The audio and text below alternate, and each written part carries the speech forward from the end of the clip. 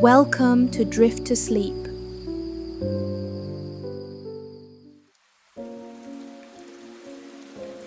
Hello, my friend. Thank you for joining me tonight. Welcome back to Drift to Sleep. Before we begin, if you enjoy cozy sleep stories, bedtime fairy tales, and relaxing nighttime journeys, you can gently support the channel by liking the video and subscribing. Tonight we'll spend a rainy autumn evening wandering through warm bakeries, lantern-lit streets, magical trams, and hidden reading gardens. So get comfortable beneath your blankets. Take a slow breath in and a slow breath out. And let's begin. Our first story is called The Teacup Bakery Beneath the Rain Clock. In the small town of Bellwether, autumn rain had a sound all its own. It tapped on rooftops, it whispered along window glass, it gathered in the gutters and slipped down stone streets in shining little streams. And high above the market square, in the tower of the old town hall, the rain clock ticked softly through the mist. No one knew who had built the rain clock. It was older than the bakery, older than the bridge, older than the row of chestnut trees that bent over the square. Its face was round and blue-grey, with silver numbers and two long copper hands. Around its edge were painted tiny clouds, each one holding a single golden raindrop. On dry days the clock chimed like any other clock, but when rain fell, its bell sounded softer, warmer, almost like a spoon touching the side of a teacup. Beneath this clock, tucked between a candle shop and a narrow lane of bookstalls, stood a bakery called the Little Blue Teacup. Its front door was painted a gentle shade of sky blue. Its windows were always warm with lamplight.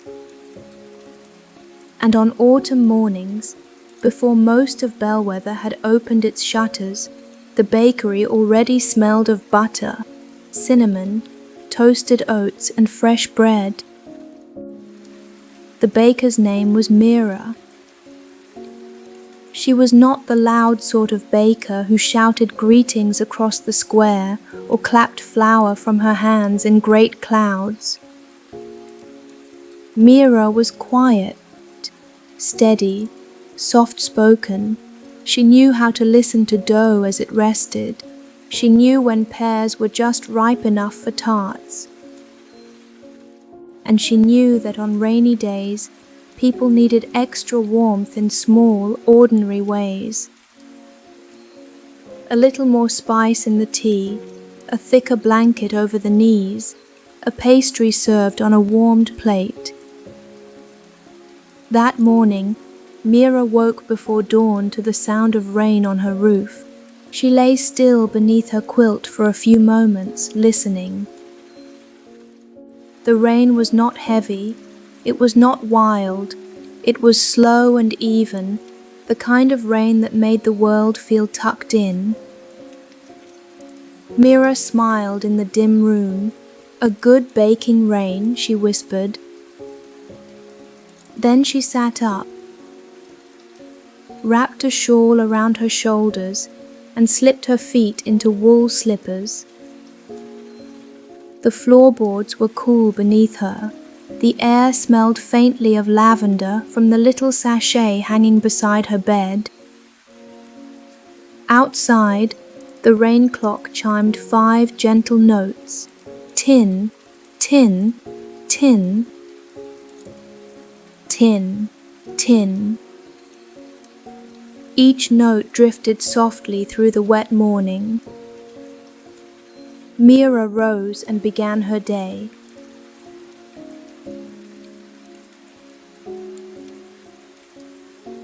Mira lived above the bakery.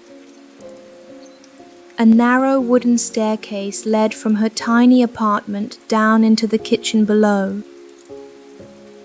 Before descending, she lit the lamp on her bedside table and poured water from a blue pitcher into a basin. She washed her face, braided her hair, fastened a cream apron over her dark wool dress. Then she took a moment, as she did every morning, to choose one teacup from the shelf above her little stove. Mira owned many teacups. Some had painted roses, some had gold rims, some were plain and chipped in comfortable ways.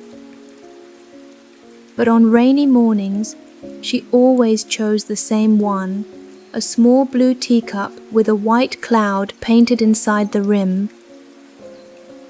It had belonged to her aunt, who had taught her how to bake honey buns, oat biscuits, and apple custard rolls.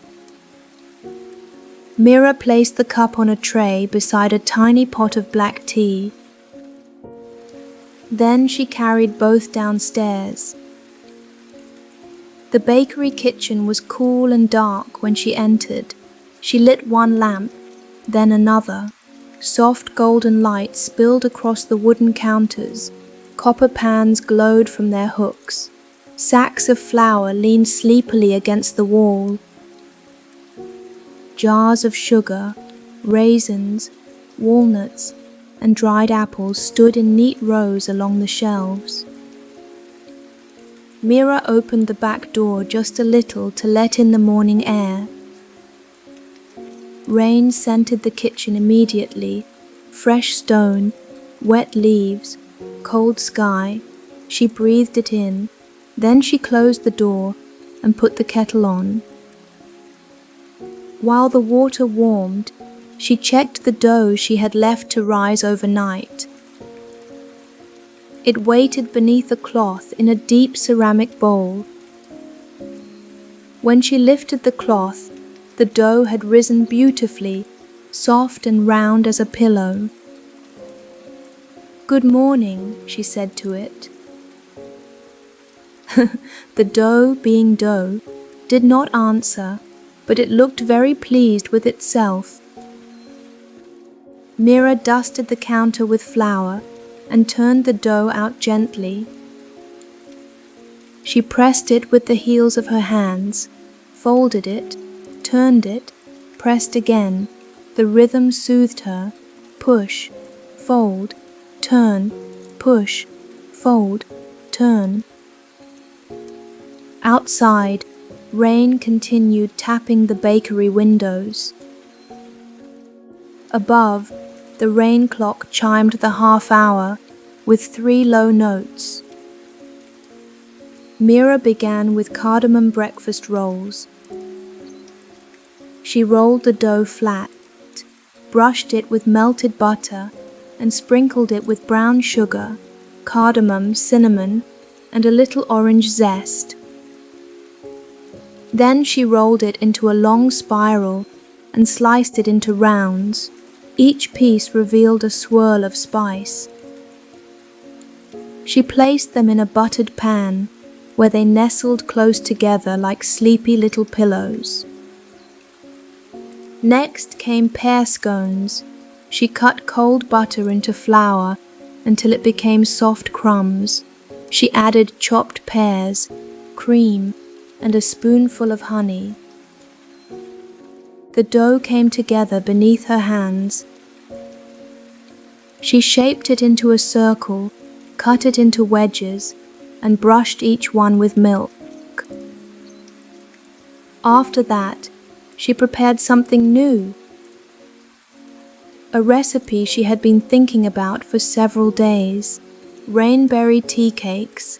There was no such fruit as rainberries, of course, at least not officially. But every autumn, after the first week of steady rain, tiny blue berries appeared along the old stone wall behind the bakery. No one planted them, no one tended them, They simply arrived, round, sweet, and dusky blue. Mira had picked a small bowl of them the evening before, just before sunset. Now she folded them into a soft vanilla batter with lemon peel and crushed almonds. The batter turned faintly lavender where the berries broke open. She spooned it into little round tins and slid them into the oven. Soon the kitchen filled with warmth, butter warmth, spice warmth, sweet pear warmth, the kind of warmth that seemed to settle not just in the room, but in the heart. Mira poured her tea into the blue cup and took one careful sip. Perfect, strong enough to wake her, soft enough for rain. Then she unlocked the bakery door. By the time the first customers arrived, morning had turned pale grey. The bakery windows were fogged at the edges. Rain ran down the glass in thin wandering lines. Mira had arranged the front room with special care. 3 small tables stood near the windows. Each was covered with a linen cloth and a tiny vase of dried golden flowers. A long wooden bench ran along one wall, softened with cushions in brown, cream and faded blue. In the corner stood a narrow iron stove, glowing with a small fire. Above it hung a kettle that gave off gentle curls of steam. The shelves behind the counter were filled with warm things. Cardamom rolls shining with glaze, pear scones dusted lightly with sugar, seeded loaves, honey oat biscuits, and the new rainberry tea cakes, each one topped with a single blueberry and a drizzle of lemon icing. The first person through the door was Mr. Fenn, the umbrella mender. He was a tall, thin man with silver eyebrows and a coat covered in neat patches. He carried 3 broken umbrellas under one arm. "Morning, Mira," he said, shaking rain from his hat. "Good morning," she replied. "Tea?" "Mantika, Opam, always." He chose his usual table by the stove. Soon after came Lottie and Pearl, the twin sisters who ran the flower stall. Their baskets were empty because no one bought flowers very early in the rain, but they came anyway as they stepped inside. Then came old Mrs. Wren from the bookstall lane. Then a young postman with damp hair. Then 2 school children sent by their mother to buy breakfast rolls. One by one, people entered the little blue teacup. And with every arrival, the bakery grew warmer, coats hung by the door, umbrellas leaned in a neat, dripping row, hands wrapped around cups, voices stayed low and gentle. Rain softened the outside world. Inside, the bakery became its own small weather, a weather of cinnamon, tea, firelight, and safe chairs. Mira moved quietly between tables. She poured tea, wrapped rolls in paper, carried scones on blue plates. Every so often, she glanced up at the rain clock through the front window. Its copper hands moved slowly. Its blue-grey face shone with moisture. At 9 o'clock it chimed, but the sound was strange. Instead of 9 notes, it gave only 8. Then it paused. Then came one tiny clink, like a spoon inside a teacup. Everyone in the bakery looked up. Mr. Fenn lowered his cup. "That clock has never missed a note," he murmured. The twins leaned toward the window. Mrs. Wren adjusted her spectacles. Mira stepped closer to the glass. High above the square, the rain clock stood in its tower, half veiled in mist. Its hands trembled slightly. A thin silver trickle ran down the clock face, though rainwater usually never touched it. Mira felt a small tug of concern, not fear, just concern, the kind one feels when an old friend coughs. At that moment, the bakery door opened again. A little girl stood outside, wrapped in a yellow rain cape. Mira recognized her, Nell, the clock keeper's granddaughter. Her cheeks were pink from the cold, and her boots were splashed with puddle water. "Mira," Nell said, "Grandfather says the rain clock has lost its warm note." The bakery went quiet. Mira wiped her hands on her apron. "What does it need?" Nell held up a small folded paper. "He says it needs the blue teacup." Mira looked at the shelf behind the counter, at the cup with the little white cloud painted inside the rim, her aunt's teacup. She had never thought of it as anything more than beloved. But outside, the rain clock trembled again, and from high in the tower came another small lonely clink. Mira wrapped the blue teacup in a clean cloth. Then she put on her shawl. "I'll come," she said. Mr. Fenn stood immediately. "You'll need an umbrella." He opened one of the repaired umbrellas from his bundle. It was deep blue, with tiny silver stitches along the edge. Mira accepted it gratefully. The twins packed 2 rainberry tea cakes into a paper parcel. "For the clock keeper," they said. Mrs. Wren added a small book of poems from her bag. "For waiting rooms and weather." And so Mira stepped out into the rain with Nell at her side. Together they crossed the square. The market square looked different in the rain. The cobblestones shone like polished river stones. The chestnut trees dripped softly. Shop windows glowed in warm rectangles through the mist. Mira and Nell walked slowly beneath the blue umbrella. The rain clock tower rose ahead of them, tall and gentle and old. At its base was a green wooden door, with a brass handle shaped like a raindrop.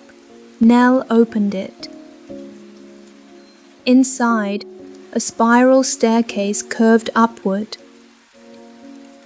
The air smelled of dust, stone and metal. Somewhere above, gears ticked slowly. Tick, pause. Tick, pause. Tick. Mira followed Nell up the stairs. The tower was narrow but not uncomfortable. Small windows appeared every few turns, showing glimpses of the square below, the bakery, the candle shop, the bookstalls, the wet umbrellas moving like dark flowers. At the top of the stairs was the clock room. It was round, with wooden beams and walls lined with turning wheels. Brass gears moved gently behind glass panels. Copper rods rose into the ceiling. Tiny bells hung in rows. each one a different size. And beside the largest window stood the clock keeper. Grandfather Oren. He wore a long grey coat and fingerless gloves. His white beard was tucked into his scarf. When he saw Mira, he smiled tiredly. "Thank you for coming." Mira placed the wrapped cup on a little work table. "What happened?" Oren looked toward the gears. "The clock has many notes," he explained. "Hour notes, half-hour notes, festival notes, fog notes, snow notes, but the warm note belongs to rainy days." He touched one of the small bells. "When people hear it, they remember to slow down, to come inside, to share tea, to be gentle with themselves." Mira listened carefully. "The warm note has faded," Oren continued. "It needs to be reminded by a teacup, by the right teacup." He unwrapped Mira's cup. The blue ceramic looked small beneath the tower's great machinery. Oren lifted it with both hands and placed it in a circular holder beneath the smallest bell. The bell was no bigger than a walnut. Its surface was silver but dull, almost sleepy. Oren nodded to Mira. "Pour a little tea into it." Mira blinked. "I didn't bring tea." Nell smiled and pointed. Near the window sat a kettle already steaming on a tiny stove. Beside it was a tin of tea leaves. Mira laughed softly. Of course, clock towers apparently were not so different from bakeries. There was always tea somewhere. She warmed the pot, measured the leaves, poured the water, waited. The clock room filled with the scent of strong black tea. When it was ready, she poured a little into the blue cup. Steam rose. The small silver bell above it gave the faintest hum. Oren opened the paper parcel from the twins and placed a rainberry tea cake on a saucer beside the cup. Then Mrs. Wren's little book of poems was set nearby. "A warm note," Oren said, "is not only tea, it is all the things that gather around tea." Mira understood. A table, a chair, a kind word, a waiting cup, a pastry shared, a place to rest while rain falls outside. The blue cup began to glow, not brightly, just softly. A misty blue light filled the painted cloud inside the rim. The little silver bell shivered, then it rang. Tin, a perfect warm note, gentle as a spoon touching a teacup. The clock room seemed to exhale. All the gears settled into their proper rhythm. Tick, tick, tick, tick. Outside, the rain clock chimed the hour again. This time every note was complete, soft, round, warm. Down in the square, people paused beneath their umbrellas. Some looked up, some smiled, some suddenly remembered they wanted tea. And far below, in the little blue teacup, Mr. Fenn began pouring refills for everyone.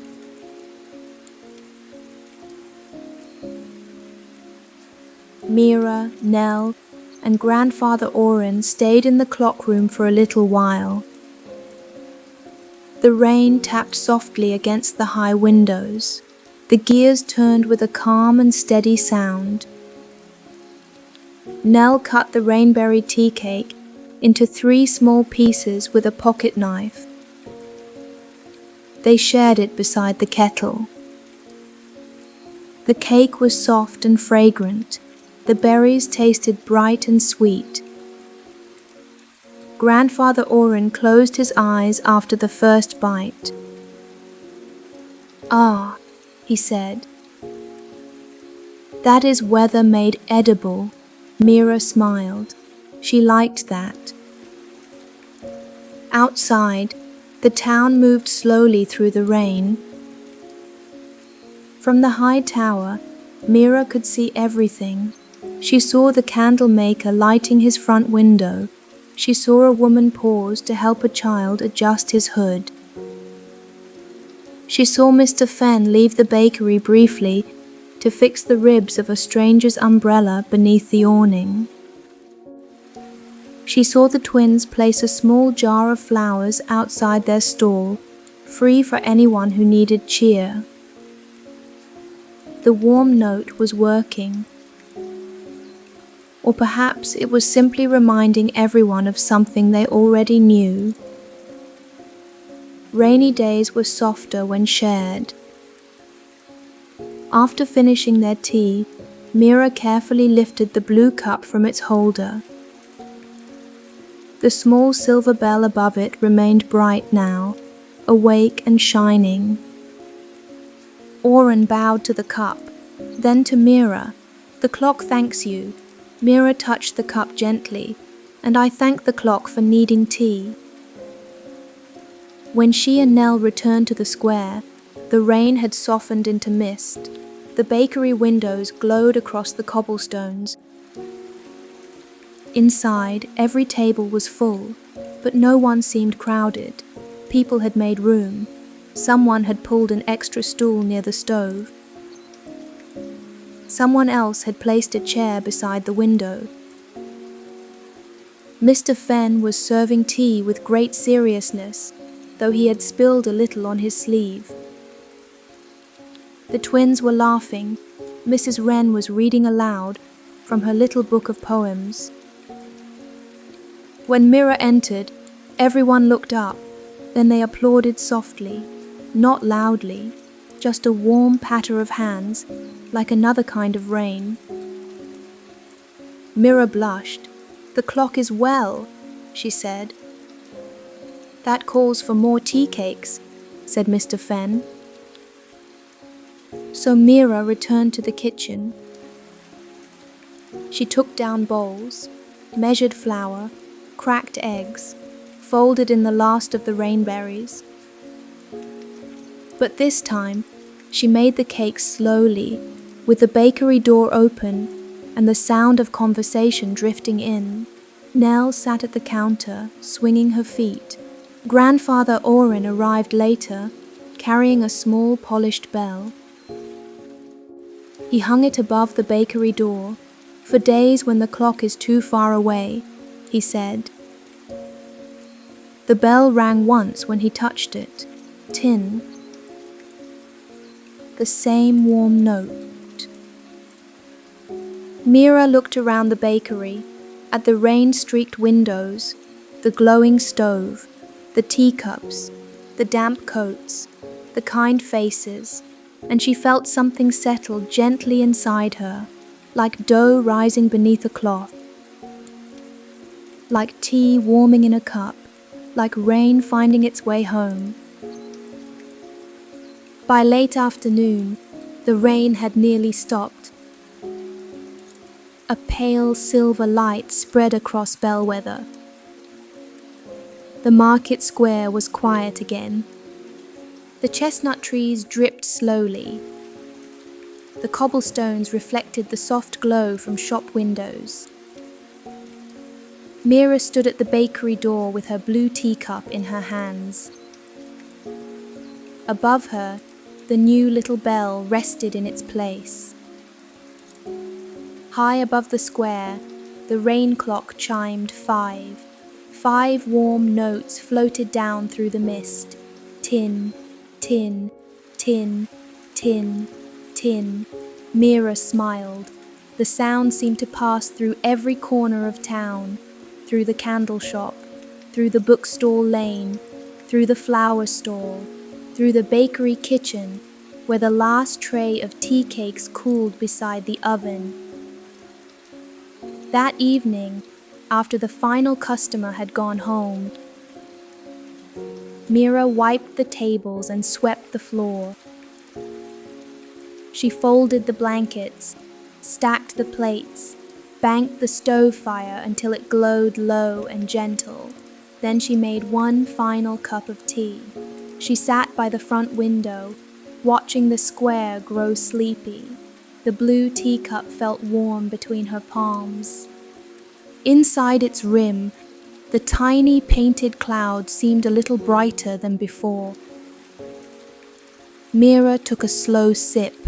The rain had passed, but its comfort remained, and beneath the old rain clock, in the quiet bakery with the sky blue door, everything was peaceful, warm, and softly still.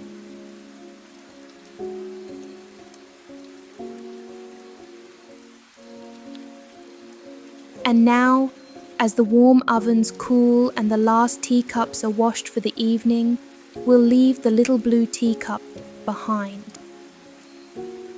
Step outside into the rainy streets of Bellwether. The rain clock is glowing softly above the square. Lanterns shimmer on wet cobblestones, and somewhere nearby, a very special tram is waiting to depart. Our next autumn story is called The Tram of Golden Windows. Rain had been falling over Alderwick since lunchtime.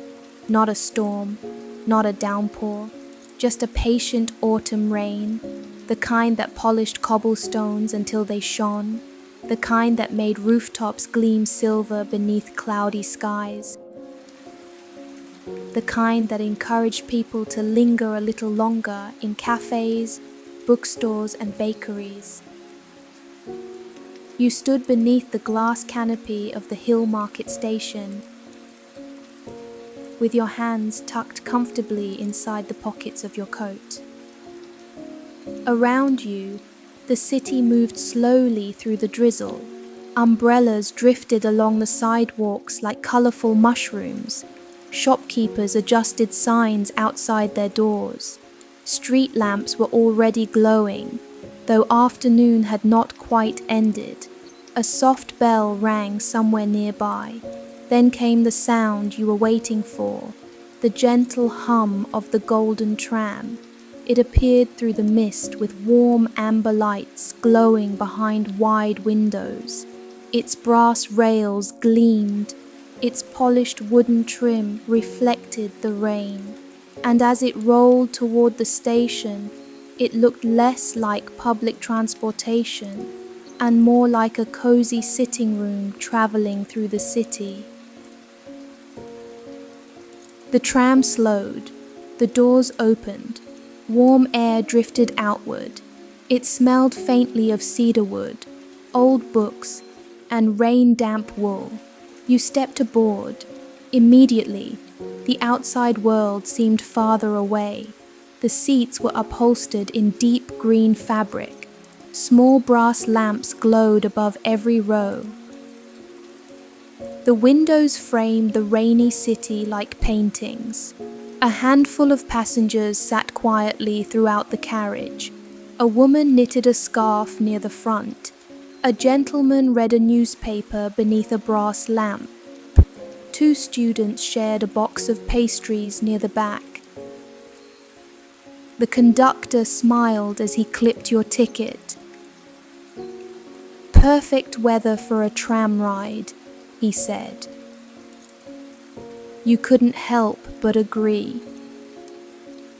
The doors closed gently. The bell rang, and the golden tram began its slow journey through Alderwick. The tram climbed the lower hills of the city at an easy pace. Outside, rain continued tracing winding paths down the windows. Every so often, you lifted your sleeve and cleared a small circle in the condensation so you could see more clearly. The city unfolded like a storybook. Stone buildings stood shoulder to shoulder along winding streets. Flower boxes overflowed with autumn ivy. Bookshops glowed with warm golden light. Tiny bakeries displayed rows of cakes and pastries behind foggy windows. At one stop, a woman boarded carrying 3 paper bags filled with apples. The sweet scent immediately spread through the tram. At another stop, a musician entered, holding a violin case covered in travel stickers. He nodded politely to everyone before settling near the rear window. The conductor moved quietly through the aisle. Every so often he adjusted a lamp or offered directions to passengers. He seemed to know everyone. "Afternoon, Mrs. Finch." "Evening, Professor Bell." "Still working on that scarf, Eleanor?" The city felt small in the nicest possible way. Comfortable, familiar, friendly. As the tram climbed higher, the rain grew softer. Mist drifted between rooftops. Church spires emerged and vanished again. The world beyond the glass seemed wrapped in layers of grey silk. The steady motion of the tram felt soothing. Click, hum, click, hum. The rails beneath you created a rhythm that encouraged your thoughts to wander. You watched droplets race down the window. You admired rows of glowing apartments. You imagined stories unfolding behind each illuminated pane. And soon, one particular window caught your attention. The tram paused at a red signal near a narrow street lined with old buildings. From your seat, you found yourself level with the second-floor windows of a brick townhouse. Warm light spilled from inside. You could see a woman arranging books on tall shelves. A kettle steamed gently on a nearby table. Beside the window sat a sleeping orange cat curled atop a knitted blanket. The scene lasted only a few moments, then the tram moved on. Yet something about it lingered pleasantly in your thoughts. Soon another window appeared. This one belonged to a music studio.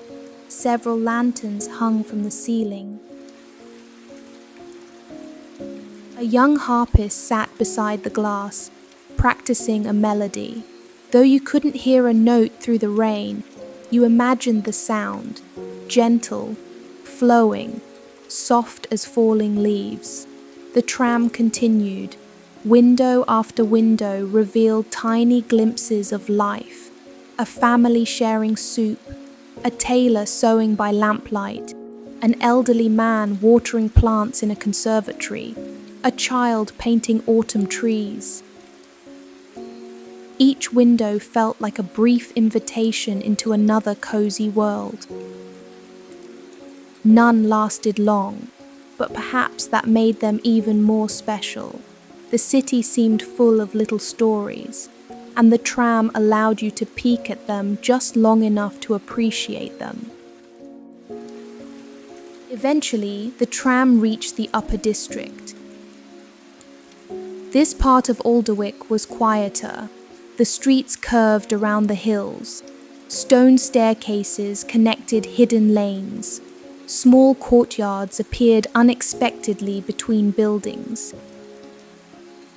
The rain had nearly stopped now. Only a faint mist remained. The conductor approached your seat. "If you're looking for a nice place to spend the evening," he said, "I'd recommend getting off at Lantern Square." "What's there?" you asked. He smiled. "Depends what you're hoping to find." That answer felt wonderfully mysterious. So when the tram reached Lantern Square, you stepped off. The conductor tipped his hat.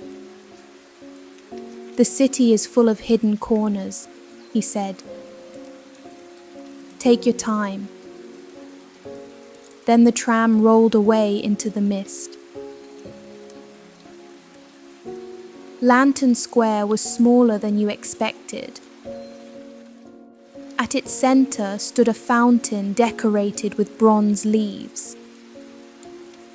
Around it were cafes, flower stalls, and little shops tucked beneath covered arcades. Dozens of lanterns hung overhead. Their reflections shimmered in rain puddles. You wandered without hurry. The square invited wandering. One narrow passage led to another. One archway revealed another courtyard. One staircase curved toward another hidden lane. Soon you discovered a quiet alley lined with climbing ivy. At its far end stood a glass conservatory. You hadn't noticed it from the square. Its windows glowed amber. Its roof sparkled with droplets of rain. Above the door hung a sign, "The Conservatory of Evening Tea." Curious, you stepped inside. Warmth welcomed you immediately. The conservatory was filled with plants, fern-covered shelves, lemon trees in clay pots, jasmine vines climbing iron arches. Tiny lanterns hung among the greenery like floating stars. A soft fountain bubbled in one corner. The air smelled of tea leaves, citrus, and rain-soaked stone. At a round wooden table sat an elderly woman in a moss-green shawl. She smiled as though she had been expecting you. "Welcome," she said. "Would you like tea?" The answer, of course, was yes. She poured tea from a silver pot into a delicate cup decorated with tiny golden windows. The tea glowed softly amber beneath the lantern light. "What makes this place special?" you asked. The woman looked around the conservatory, then toward the rain-speckled glass roof. "Every window in Alderwick collects a little warmth," she said. "Every cup of tea shared, every cozy conversation, every rainy evening spent with friends." She stirred her tea. "And this conservatory helps keep those memories safe." You weren't entirely certain what she meant, but somehow it felt true. Very true.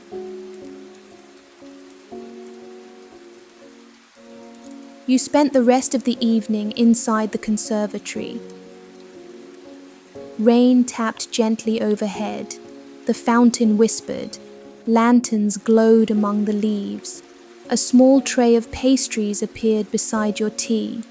Honey cakes, pear biscuits, tiny cinnamon tarts. Everything seemed designed for comfort. Other visitors arrived quietly throughout the evening. A painter carrying sketchbooks, a librarian with a stack of novels, two sisters sharing a shawl, each settled into a comfortable corner. Each seemed to understand the peaceful rhythm of the place. Nobody hurried. Nobody raised their voice. The city beyond the glass faded into soft reflections. Inside, warmth gathered gently around every table. At one point, the elderly hostess carried over a small wooden box. Inside were dozens of tiny glass tokens shaped like windows. Each glowed faintly. "What are these?" you asked. "Evening memories," she replied. "When someone leaves here feeling comforted, a little light remains behind." She handed you one. The glass felt warm. Inside it glowed a tiny golden square, like a window seen from far away on a rainy night. You held it carefully. The little light seemed impossibly peaceful. For a while, everyone simply sat and listened to the rain, and somehow that felt like enough. Later, when evening deepened into night, you thanked the hostess and prepared to leave. The rain had stopped entirely. The city glistened beneath fresh reflections. Lantern Square glowed softly. The fountain sparkled, and high above the rooftops, stars appeared between drifting clouds. Before you left, the hostess placed the tiny glass window in your hand.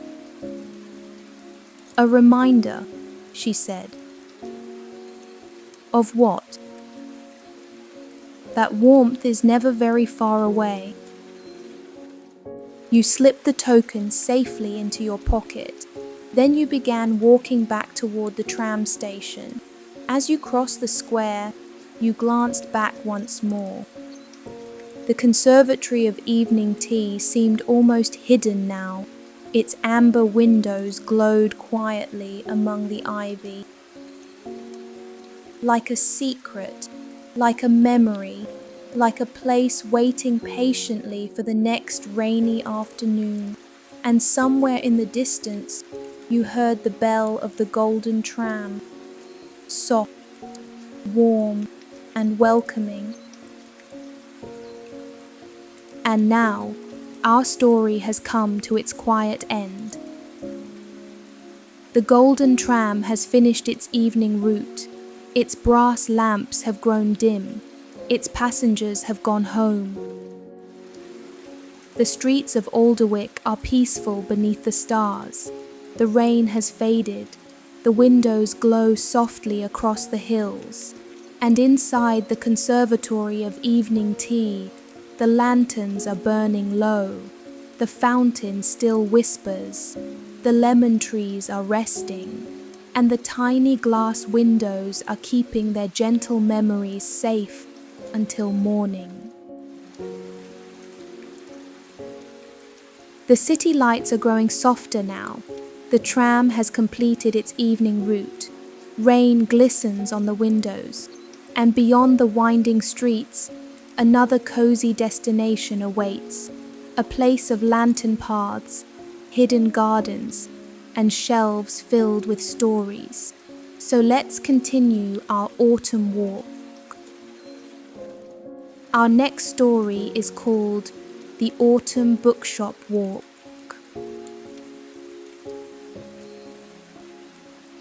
Autumn had arrived gently in the hilltop city of Brindlewick. The rooftops were covered in copper-coloured leaves. Window boxes overflowed with ivy. The air smelled faintly of roasted chestnuts and chimney smoke. And every street seemed touched by the golden glow of the season. You stood at the edge of Maplegate Square on a cool afternoon, watching leaves drift lazily through the air. Some landed on benches, some gathered along cobblestones. Others danced briefly in the breeze before settling quietly beside old stone buildings. Brindlewick was famous for many things: its winding streets, its hilltop gardens, its bell towers, its cafes.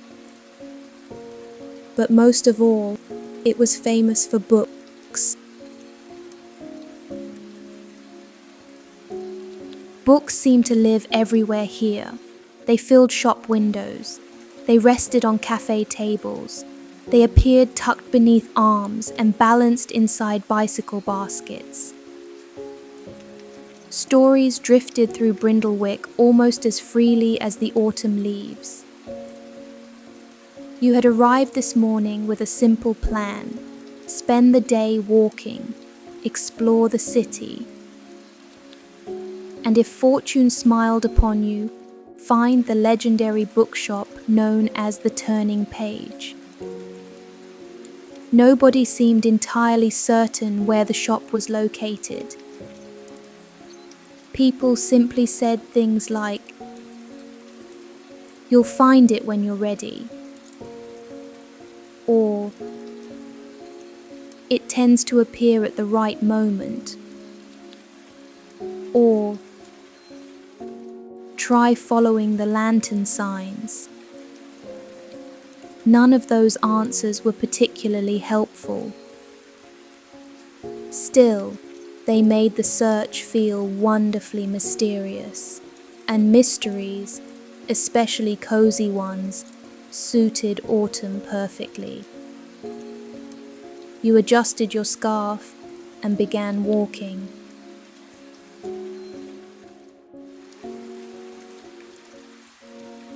Brindlewick encouraged slow wandering.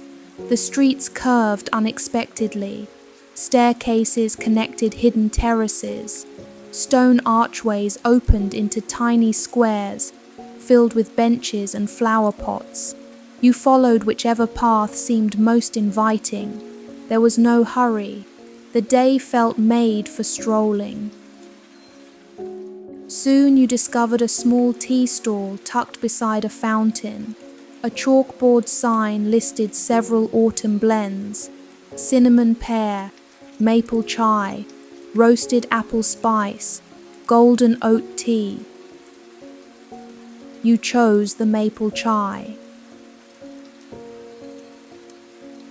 The vendor poured it into a paper cup decorated with tiny illustrated books.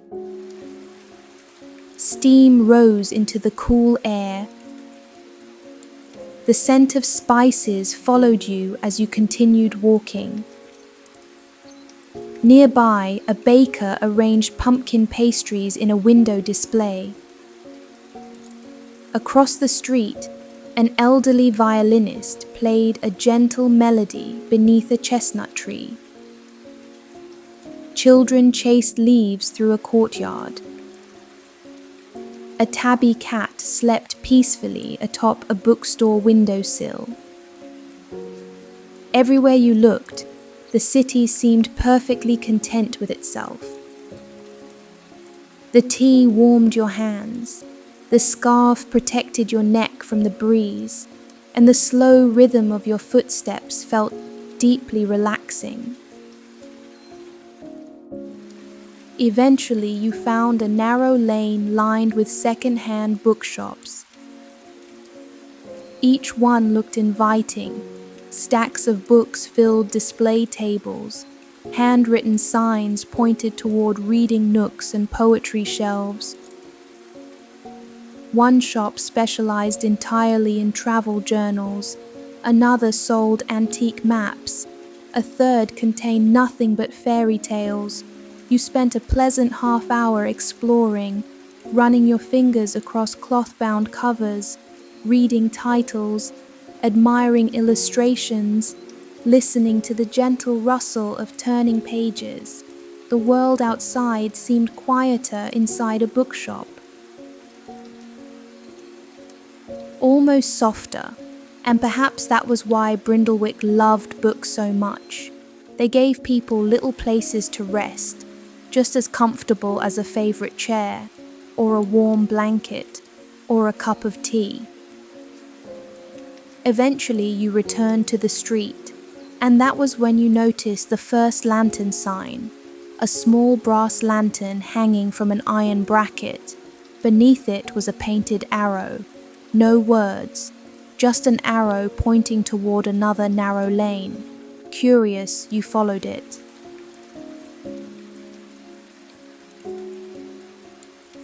The lantern trail led deeper into Brindlewick. One sign pointed toward a staircase, another toward a hidden courtyard, another beneath a stone archway covered in ivy. Each lantern looked slightly different. Some were round, some square, some shaped like stars, but all of them glowed with the same amber light. As you followed the trail, the city gradually grew quieter. Tourists disappeared. The cafes became smaller, the streets narrower.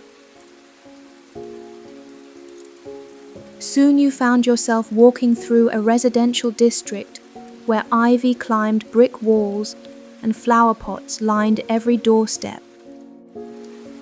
An elderly woman sat knitting beside a window.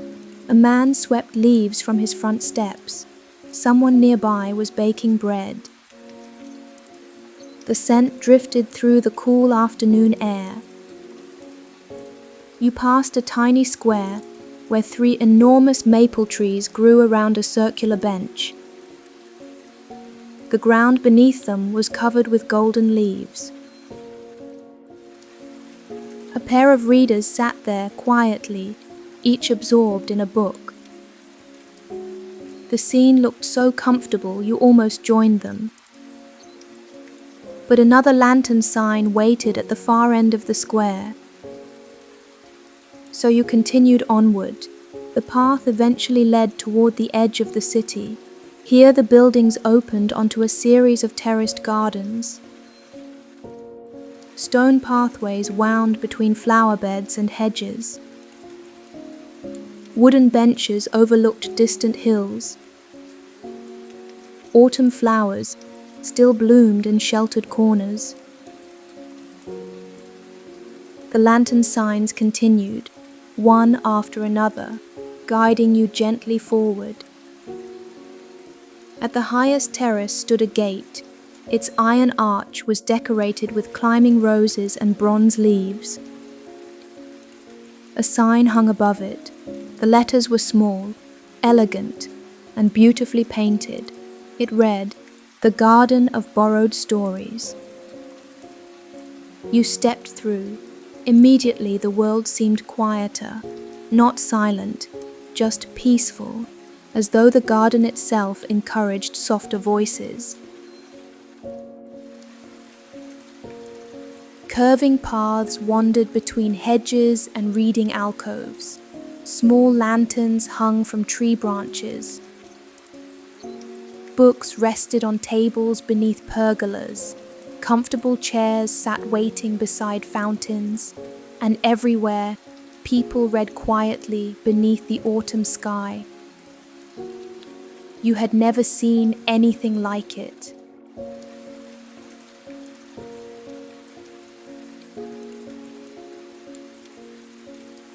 Near the center of the garden stood a greenhouse. Its glass walls glowed softly in the late afternoon light. Curious, you stepped inside. The greenhouse was filled with books, not shelves, not stacks, books, growing. Small books sprouted from flower pots.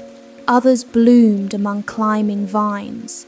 Some hung from branches like fruit. The sight stopped you in your tracks. An elderly gardener stood nearby, watering a patch of tiny storybooks. He wore a green coat with leather elbow patches, and spectacles perched at the end of his nose. He smiled. "First visit?" You nodded. "I've never seen books grow before." The gardener chuckled. Most people haven't. He lowered his watering can. This is where stories come to rest. You weren't entirely sure what that meant. The gardener seemed happy to explain. Every book that had ever been loved in Brindlewick left behind a small seed, not a real seed, a story seed, a memory of the joy it brought someone. The greenhouse nurtured those seeds. Over time, they grew into tiny book blossoms. From those blossoms came new stories, new adventures, new fairy tales, new poems. The idea felt wonderfully magical, and somehow perfectly suited to a city like Brindlewick. The gardener handed you a tiny book blossom. It fit comfortably in your palm. Its pages glowed softly gold. Inside was a single sentence. Every cozy story begins with a place where someone feels welcome. You smiled. That felt true. Very true. The gardener invited you to stay for evening tea. A small conservatory adjoined the greenhouse. Its windows overlooked the terraced gardens. Round tables sat among lemon trees and lanterns. Soft music played from somewhere nearby. Tea arrived in delicate porcelain cups. Alongside it came honey cakes, apple biscuits, and cinnamon buns. The conservatory slowly filled with readers. Some discussed novels, others shared poems. A few simply sat quietly with books in their laps. Outside, evening settled over Brindlewick. Lanterns brightened throughout the gardens. The terraces glowed amber beneath the approaching dusk. Everything felt warm, safe, comfortable. You spent hours there, reading, drinking tea, watching lantern light shimmer across the glass, listening to pages turn. The world beyond the gardens seemed wonderfully distant, and yet you felt perfectly connected to it through stories.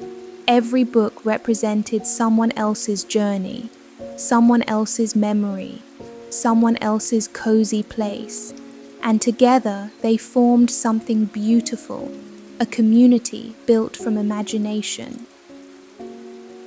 As night approached, the gardener finally handed you a folded map. The cover read, "The turning page at last, the legendary bookshop." You laughed softly.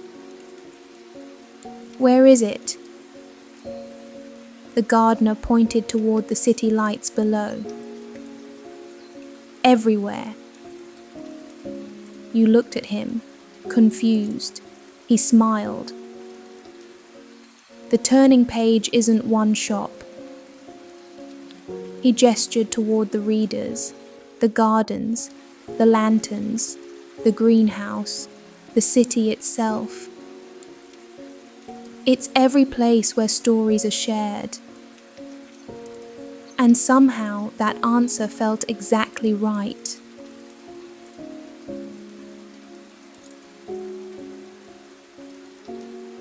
When you finally left the gardens, night had arrived. Lanterns glowed along every path. The city lights shimmered below the hills. Your tiny book blossom rested safely in your pocket. As you walked back through Brindlewick, you noticed books everywhere, on cafe tables, in shop windows, under lamplight, in the hands of evening readers. The turning page had been around you all along, not hidden, simply waiting to be noticed. You crossed Maplegate Square once more. The fountain sparkled beneath lantern light. Leaves drifted softly across the cobblestones. and somewhere nearby a violin played a gentle melody. The city felt warm, welcoming, and wonderfully full of stories.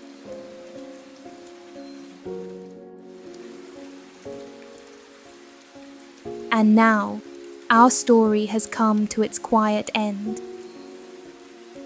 The lanterns of Brindlewick are glowing softly through the night. The readers have returned home. The benches are empty. The gardens are peaceful. Inside the greenhouse, the tiny story blossoms are resting beneath warm glass. The gardener has finished his evening work. The conservatory lamps are burning low, and the city is settling into sleep.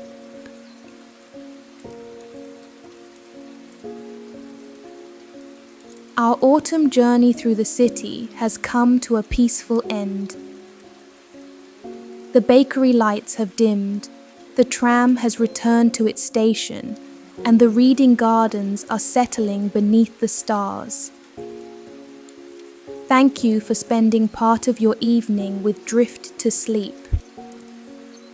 I'm Adele Nguyen, and I'll be back soon with more cozy sleep stories and bedtime fairy tales. If you enjoyed these stories, don't forget to like the video and subscribe for more cozy bedtime fairy tales and sleep stories. But for now, there's nowhere left to go. No more streets to wander, no more pages to turn. Just rest, sleep well, and good night.